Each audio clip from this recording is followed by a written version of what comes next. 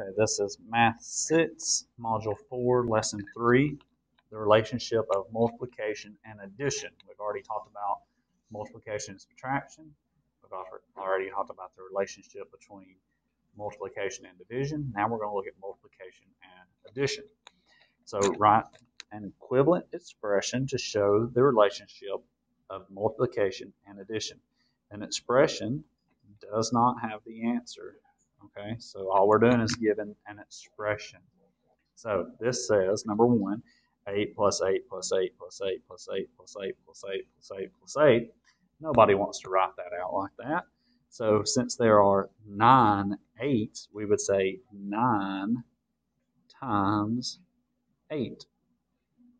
And that's the way I like to remember it. I would say 9 what's? 9 8s. Okay, 9 8s.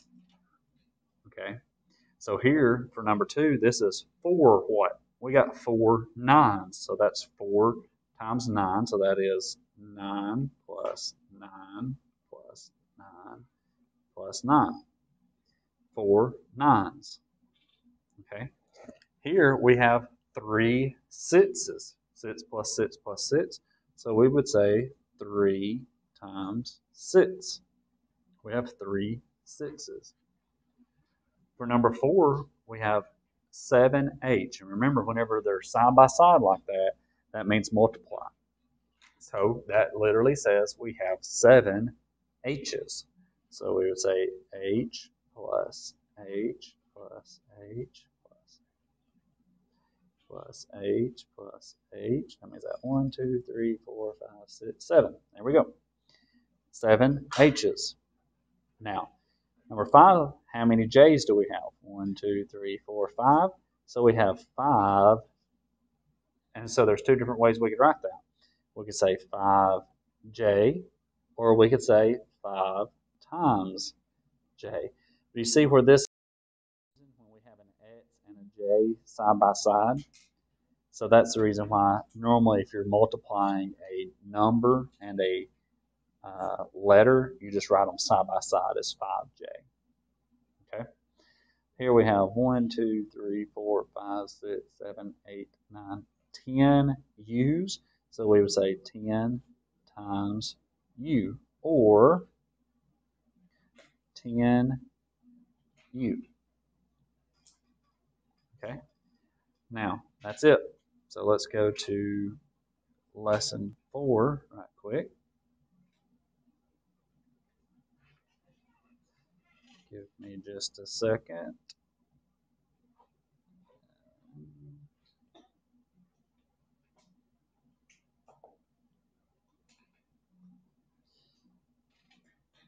Okay.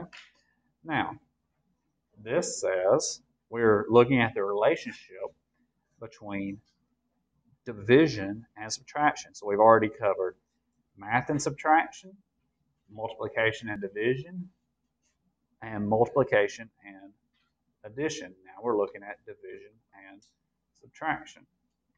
So this says, number 1, represent 56 divided by 8 equals 7. So how are we going to do that and explain our reasoning? Well, what that means is we're going to have 56.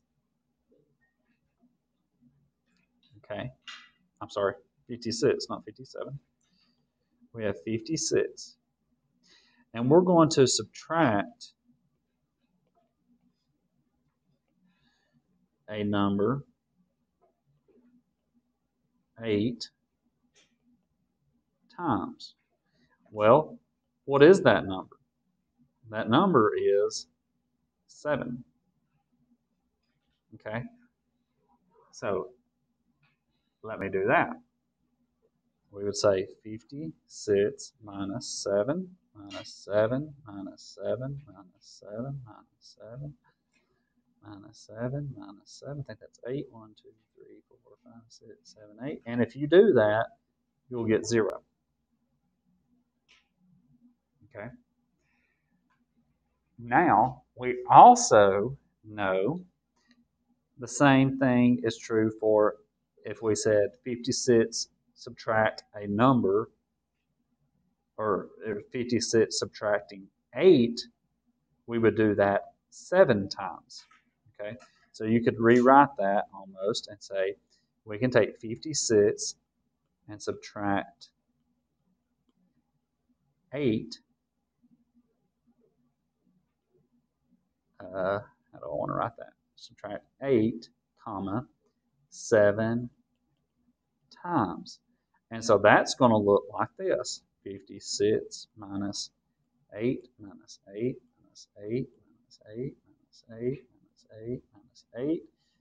And that will give us 0. Okay? So it works both ways, right? Number 2 says, explain why 30 divided by x is equal to 6. Is the same as 30 minus x minus x minus x minus x minus x minus x is equal to 0. And then it says, what is the value of x in this example?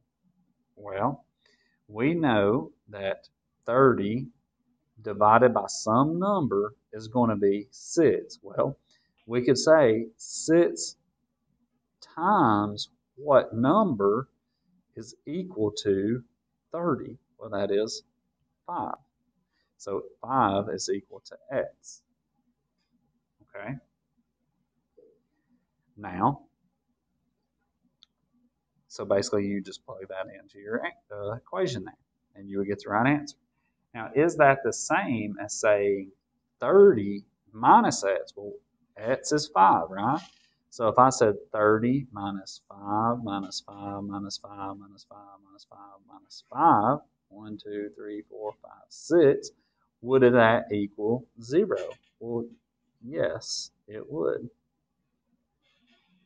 Because we know that 6 times 5 is equal to 30, so 30 minus 30 is equal to 0.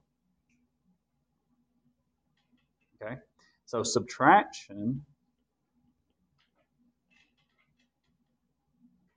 well, no, division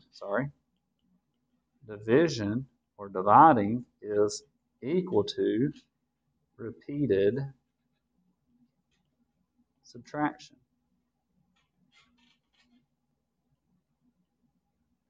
Okay, now you should be able to do all of that for your